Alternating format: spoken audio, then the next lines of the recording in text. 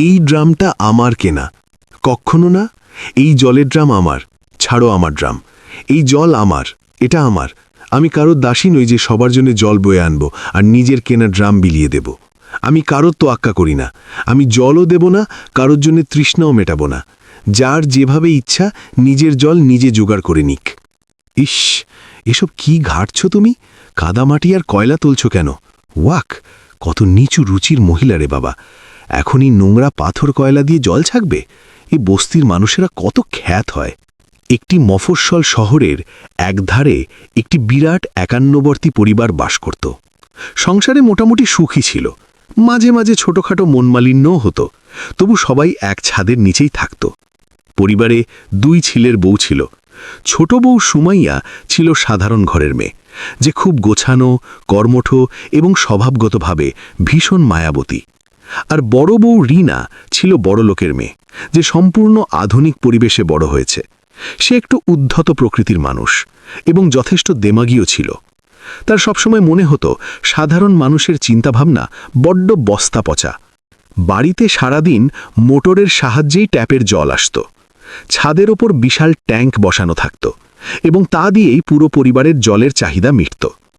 হঠাৎ একদিন শহর জুড়ে খবর রটে গেল যে পৌরসভার জল সরবরাহ অনির্দিষ্টকালের জন্য বন্ধ।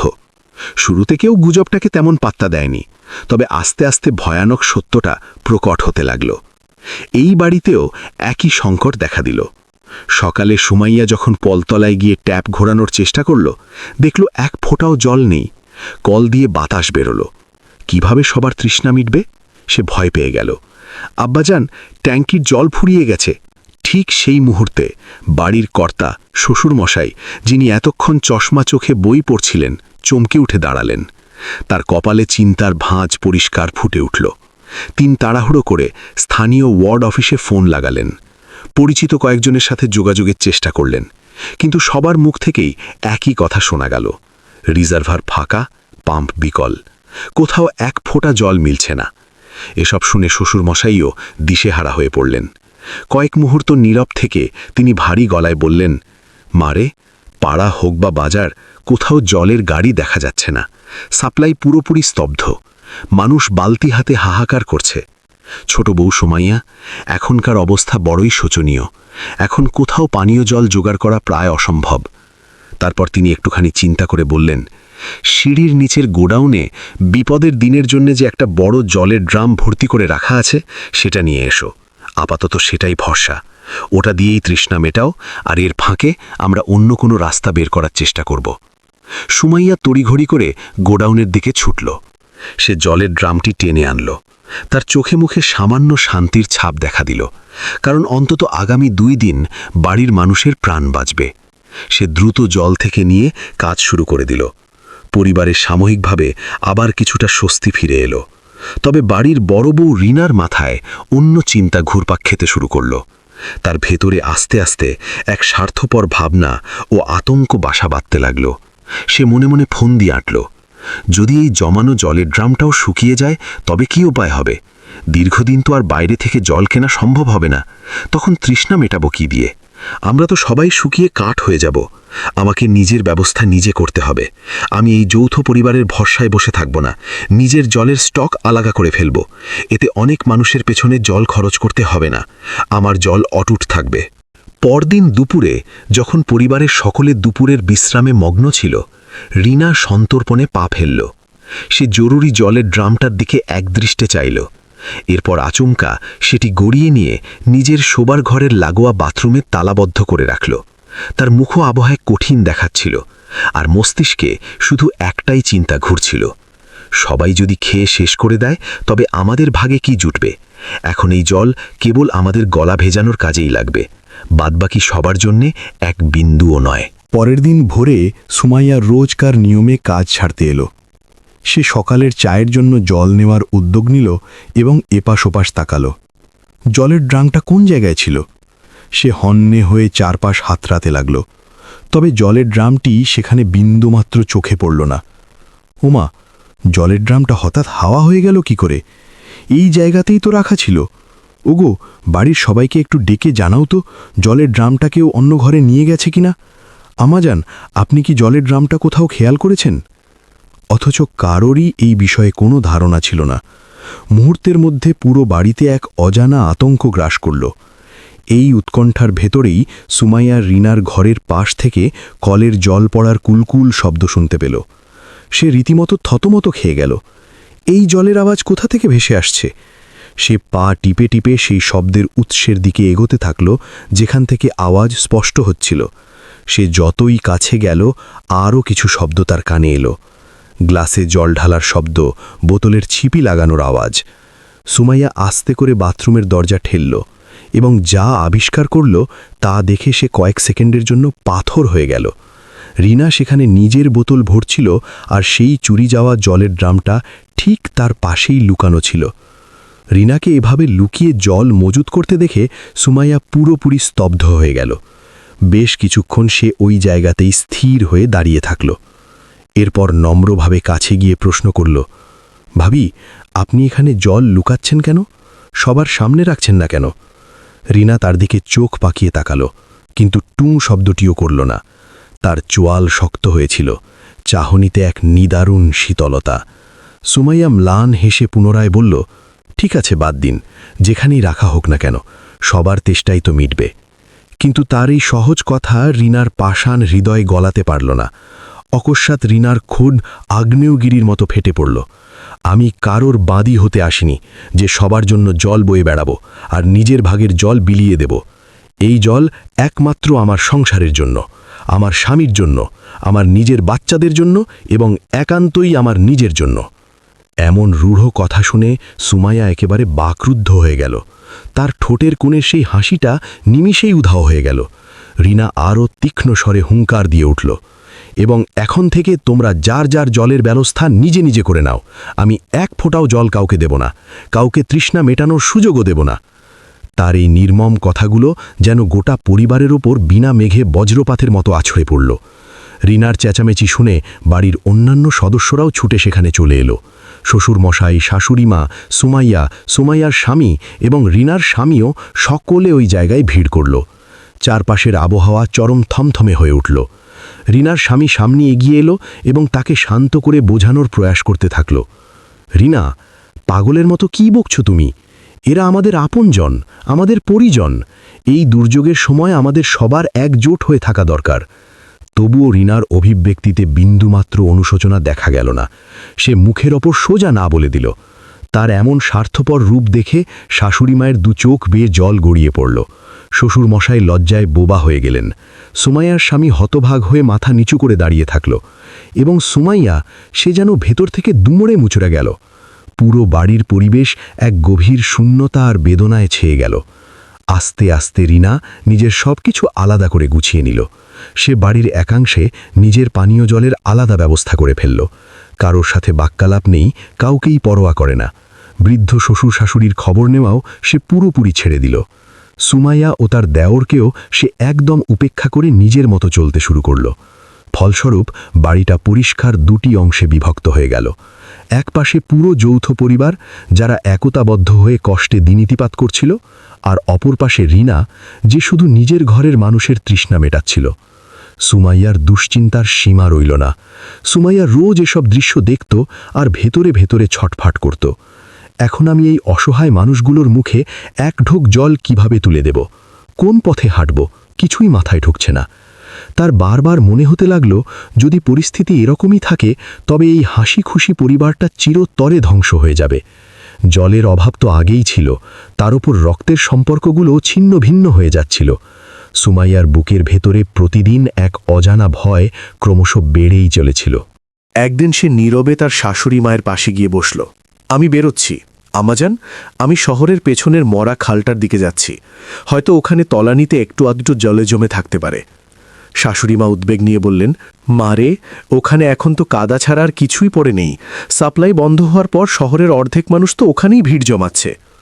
সুমাইয়া শান্ত স্বরে জবাব দিল, কিছু হবে না আম্মাজান, যতটুকু পাবো ততটুকুই ছেঁকে আনব। ঘোলা জল হলেও কাজ চলবে।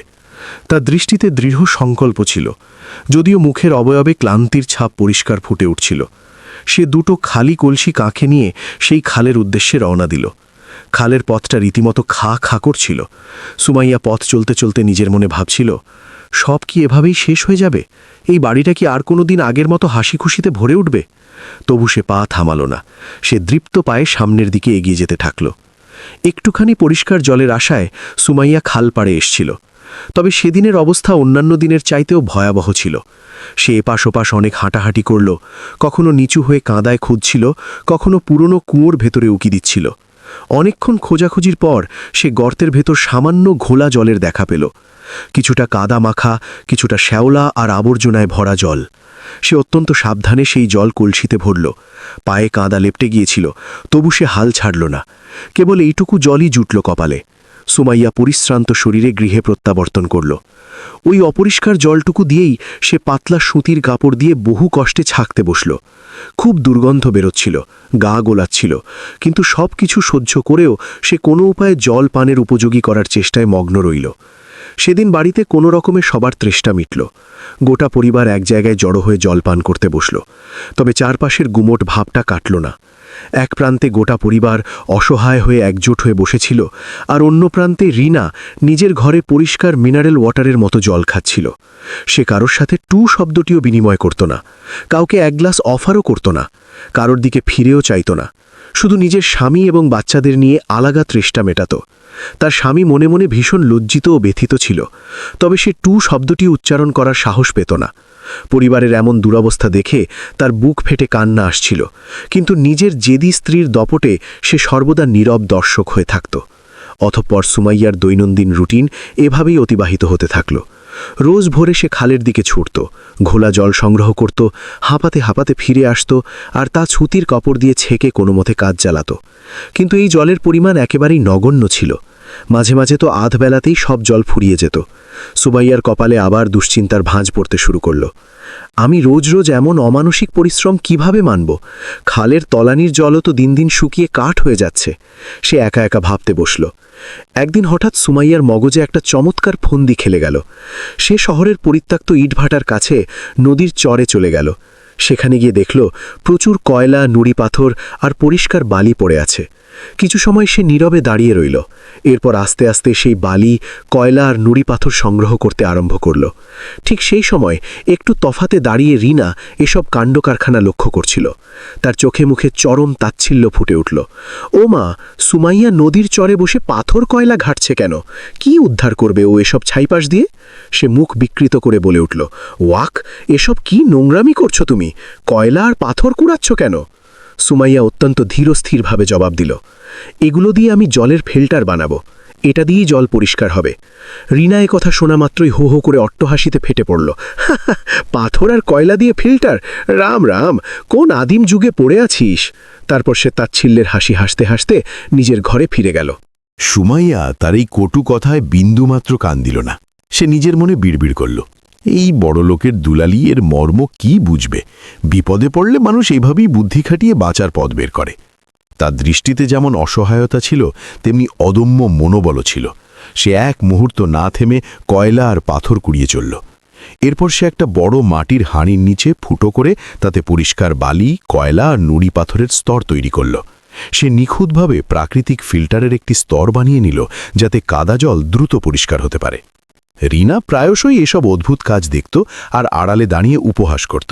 এরা সত্যিই ইতর শ্রেণীর হয়, বস্তির ছোট লোক। সে মনে মনে গাল মন্দ করত আর ব্যঙ্গাত্মক হাসি দিয়ে পাশ কাটিয়ে যেত। কিন্তু তার ধারণাতেও ছিল না যে তুচ্ছ জিনিস নিয়ে সে আজ মজা ওড়াচ্ছে, সেই জিনিসটাই আগামী দিনে গোটা সংসারের ভাগ্য নির্ধারণ করতে চলেছে। সুমাইয়া হাল ছাড়তে রাজি ছিল না। সে রোজকার মতো বালি আর পাথর ধুয়ে প্রস্তুত করত। হাড়ির ভেতর কয়লার স্তর সুন্দরভাবে বিছিয়ে একটা সুশৃঙ্খল প্রাকৃতিক ফিল্টার বানিয়ে ফেলল। দেখতে দেখতে উঠোনের এক কোণে বেশ কয়েকটা মাটির হাড়ি দিয়ে একটা চমৎকার ওয়াটার পিউরিফায়ার সেটআপ তৈরি হয়ে গেল। কয়েকদিন একটানা পরিশ্রমের পর যখন ছাঁকন প্রক্রিয়াটি নিখুঁতভাবে কাজ করা শুরু করল, সুমাইয়া তখন হাঁপ ছেড়ে বাঁচল। এখন তার চোখে মুখে আর আগের সেই আতঙ্কের ছাপ থাক ঘন, কারণ সে নিজের পরিবারকে বাঁচানোর একটা মোক্ষম রাস্তা আবিষ্কার করে ফেলেছিল। সুমাইয়া সেই মাটির হাঁড়ির ফিল্টার দিয়ে ঘোলা জল ছাঁকতে দিল। পরিষ্কার জল বেরিয়ে এলো। আরে বাহ, জলেও কোনো দুর্গন্ধ নেই আর তেষ্টাও চমৎকার মিটছে। আমি ভীষণ তৃপ্ত। দেখতে দেখতে সে এই পদ্ধতিতে পুরো পরিবারের জন্য নিরাপদ জলের ব্যবস্থা করে ফেলল। অল্প পরিশ্রমে বিনা খরচে সকলের তৃষ্ণা মিটতে থাকল। শাশুড়িমা বৌমার এই মেধা দেখে খুশিতে গদগদ হয়ে উঠলেন। তার দৃষ্টিতে এক বুক অহংকার ঝরে পড়ল। আমার ছোট বৌমা ঠিক সংসারটাকে খাদের কিনারা থেকে টেনে তুলেছে। বাড়িটাতে পুনরায় আগের মতো এক আনন্দঘন পরিবেশ ফিরে আসতে শুরু করল। তবে বিপরীত দিকে রিনা তখনও নিজের ঘরের সেই মজুদ করা ড্রামের জলেই দিন পার করছিল। সে বাইরের কারুর সাথে কোনো প্রকার যোগাযোগ রাখত না। সে, তার স্বামী এবং তার 2 বাচ্চা, কেবল এই 4 জনই যেন তার গোটা পৃথিবী হয়ে দাঁড়িয়েছিল। যখনই সে সুমাইয়াকে কয়লা আর বালির ফিল্টার দিয়ে জল ছাকতে দেখত, অবজ্ঞায় মুখ ঘুরিয়ে নিত। ওয়াক, এরা এমন ময়লা জল পেটে চালান করে কি করে, ছোট লোকের জাত। সে নিজের মনেই তাচ্ছিল্য ভরে হাসত আর দরজা আটকে নিজের ঘরে ঢুকে যেত। এভাবেই দেখতে দেখতে বেশ কয়েকটি সপ্তাহ পার হয়ে গেল। একদিন আচমকা রিনা ড্রামের কল ঘোরাতে গেল, কিন্তু এক ফোঁটাও জল পড়ল না। সে আবার কলটি জোরে ঘোরালো, কিন্তু ফল সেই একই, শূন্য। তার মুখের রক্ত মুহূর্তে শুকিয়ে ফ্যাকাশে হয়ে গেল। জল কি পুরো ফুরিয়ে গেল? তার বুকের ভেতর হাতুড়ির মতো শব্দ হতে লাগল। রিনা তৎক্ষণাৎ পাগলের মতো এদিক ওদিক ছুটোছুটি শুরু করল। নিজের স্বামীকে হাঁক দিয়ে ডাকল, ওগো জলদি এদিকে এসো, ড্রামের জল পুরো শেষ হয়ে গেছে। তার স্বামীও ভয় কাট হয়ে গেল। দুজনে মিলে পরিচিত সব নাম্বারে কল করল, জলের ডিলারদের কাছে খোঁজ লাগালো, কিন্তু সবার কাছ থেকেই সেই একই হতাশার খবর শোনা গেল। এখনও শহরে জলের সাপ্লাই পুরোপুরি বন্ধ। টাকার বিনিময়েও কোথাও এক ফোঁটা জল জুটবে না। এবার রিনার অবস্থা আক্ষরিক অর্থেই শোচনীয় হয়ে উঠল। প্রথম দিন রিনা নিজেকে প্রবোধ দিল, ঠিক আছে, চিন্তার কিছু নেই, আজ বাজারের কোল্ড ড্রিঙ্কস দিয়ে চালিয়ে নেব। কিন্তু শহরের দোকানপাটে পানীয় বোতলের আকাল অনেক আগেই দেখা দিয়েছিল। দ্বিতীয় দিন সে ফলের রস দিয়ে কোনো মতে পার করল। তৃতীয় দিন গিয়ে পরিস্থিতি নিয়ন্ত্রণের বাইরে চলে যেতে লাগল। বাচ্চারা তৃষ্ণায় ছটফট করে কাঁদতে শুরু করল। মামুনি, গলা শুকিয়ে কাঠ হয়ে যাচ্ছে। বাচ্চার কান্না শুনে তার বুকটা ফেটে যাচ্ছিল। সে দিশেহারার মতো চারদিকে চাইল, কিন্তু জল পাওয়ার বিন্দুমাত্র কোনো রাস্তা খোলা ছিল না। ঠিক এমন একটা দমবন্ধ করা মুহূর্তে উঠোনের দিক থেকে এক শান্তির দৃশ্য চোখে পড়ল। পরিষ্কার ঠান্ডা জল ছাকা হওয়ার মধুর শব্দ। সে পা টেনে টেনে বারান্দায় এসে দাঁড়াল। দেখল সুমাইয়া সেই মাটির পাত্র থেকে টলটলে পরিষ্কার জল গ্লাসে ঢালছে। শ্বশুর শাশুড়ি সবাই তৃপ্তির সাথে সেই জল পান করছে। সবার চেহারায় এক পরম স্বস্তির ঝিলিক। রিনা বেশ কিছুক্ষণ সেখানে মূর্তির মতো দাঁড়িয়ে রইল। তার বুকের ভেতরে অনুশোচনার তীব্র ঝড় বইতে শুরু করল। যে কয়লার পাথর নিয়ে আমি দিনরাত উপহাস করেছি, আজ সেটাই ওদের জীবন বাঁচানোর প্রধান হাতিয়ার হয়ে দাঁড়িয়েছে। লজ্জায় আর গ্লানিতে তার মাথা নিচু হয়ে এলো। রিনার পা দুটো স্বয়ংক্রিয়ভাবে সুমাইয়ার দিকে অগ্রসর হতে থাকল। তার হৃৎপিণ্ডটা বুকের খাঁচায় তীব্র বেগে আছড়ে পড়ছিল। নিজের মিথ্যা দম্ভ এবং বাস্তব অসহায়তার মাঝখানে এক প্রচণ্ড যুদ্ধ চলছিল। সে কয়েক সেকেন্ড নীরব হয়ে দাঁড়িয়ে রইল। এরপর খুব নিচু আর কাঁপা কাঁপা গলায় ডাক দিল, সুমাইয়া। সুমাইয়া ঘাড় ঘুরিয়ে তাকাল। তার চোখে ঘোর বিস্ময় ছিল, কারণ এত দীর্ঘ সময় পর রিনা তাকে নিজ মুখে সম্বোধন করেছিল। রিনার দৃষ্টি তখন মাটিতে নিবদ্ধ ছিল। সুমাইয়া, এক গ্লাস জল পাওয়া যাবে? ড্রাম পুরো শুকিয়ে গেছে, বাচ্চারা তৃষ্ণায় মরে যাচ্ছে। তার কণ্ঠস্বরে আজ জীবনের প্রথমবারের মতো কোনো দাম্ভিকতা ছিল না, ছিল শুধুই এক বুক অসহায়তা। সুমাইয়া কয়েক মুহূর্তের জন্য একদম নিশ্চুপ হয়ে রইল। সে রিনার ফ্যাকাশে মুখের দিকে চাইল, এরপর তৃষ্ণার্ত বাচ্চাদের দিকে তাকাল এবং টু শব্দটি না করে এক গাল হাসল। আরে ভাবি, এটা আবার মুখে বলে অনুমতি চাইতে হয় নাকি? এ সংসার তো আপনাদেরও। আসুন, এখানে বসুন। সুমাইয়া এক মুহূর্ত দেরি না করে পরিষ্কার জলে ভরা জগ আর গ্লাস বাচ্চাদের সামনে এগিয়ে দিল। বাচ্চারা এমনভাবে ঢকঢক করে জল গিলতে শুরু করল যেন কত জন্ম তারা এক ফোঁটা জলের মুখ দেখেনি। রিনা ফ্যাল ফ্যাল করে এসব দেখছিল। তার 2 চোখ বাঁধ ভাঙ্গা কান্নায় ভেসে গেল। রিনা ধপ করে মেঝেতে বসে পড়ল। সে ফুপিয়ে কাঁদতে কাঁদতে বলল, সুমাইয়া, আমি অনেক বড় পাপ করেছি। আমি তোমাদের সবাইকে বিপদের মুখে ফেলে একা সরে গিয়েছিলাম। এত বড় দুর্যোগের সময়ও আমি কেবল নিজের স্বার্থের কথাই চিন্তা করেছি। তার গলার ডুকরে কেঁপে উঠছিল। আমি তোমার এই কাজ নিয়ে হাসাহাসি করেছি, তোমাকে ছোট লোক বলে অপমান করেছি। আর দেখো আজ আমাকে তোমার দয়ার ভিখারি হয়েই সামনে এসে দাঁড়াতে হলো। সে অঝরে কাঁদতে শুরু করল। শাশুড়িমা স্নেহের পরশ নিয়ে এগিয়ে এসে তার পিঠে হাত বুলালেন। মারে, ভুল ভ্রান্তি তো রক্তমাংসের মানুষেরই হয়ে থাকে, কিন্তু যে নিজের ভুল স্বীকার করে শুধলে নিতে পারে তার মনটাই সবচেয়ে বড় হয়। পরিবারের আসল অর্থই তো হলো এটা, ঘোর বিপদের দিনে একে অপরের শেষ আশ্রয় হয়ে পাশে দাঁড়ানো। সেই ঘটনার পর থেকে পুরো বাড়ির দৃশ্যপট একদম বদলে গেল। কি চমৎকার জল রে! হ্যাঁ মা, একদম মিষ্টি নদীর জলের মতো খেতে, তোমার বুদ্ধির কোনো তুলনাই হয় না। রিনা, ওই জগটা একটু এদিকে এগিয়ে দাও তো। রিনা নিজে থেকেই উৎসাহ নিয়ে এসে বলল, সুমাইয়া, আমাকেও এই ফিল্টার বসানোটা শিখিয়ে দাও, আমিও এখন থেকে তোমার সাথে কাঁধে কাঁধ মিলিয়ে কাজ করব। সুমাইয়া মিষ্টি হেসে জবাব দিল, অবশ্যই ভাবি, এখন থেকে আমরা দুজনে মিলেই এই কাজ সামলাব। এরপর থেকে দুই যা একসঙ্গেই সব কাজ ভাগাভাগি করে নিতে লাগল। একজন নদী থেকে কয়লাবালি বয়ে আনত, অন্যজন ফিল্টার পরিষ্কার করত, তারপর দুজনে মিলেই জল ছাকার কাজ তদারকি করত। সেই বাড়িটাতে পুনরায় এক অনাবিল আনন্দ আর শান্তি ফিরে এসেছিল। গল্পের নীতিকথা: সময়ের কঠিন পরিস্থিতি রিনাকে এই শিক্ষাই দিল যে বৃথা অহংকার কোনো দিন মানুষের উপকারে আসে না। দুর্যোগের দিনে যে হাত বাড়িয়ে দেয় সেই প্রকৃত আপনজন। আর আসল বুদ্ধিমত্তা সেটাই যা কঠিনতম পরিস্থিতির সাথে নিজেকে খাপ খাইয়ে নিতে সাহায্য করে। আজ সেই পরিবার আবার এক সুতোয় বাঁধা পড়েছিল। যেখানে আগে স্বার্থপরতার দেয়াল তোলা হয়েছিল, এখন আবার একই পাত্রের জল দিয়ে পুরো পরিবারের তৃষ্ণা মেটানো হয়, আর সবাই এক ছাদের নিচে বসে হাসি মুখে দিন কাটায়।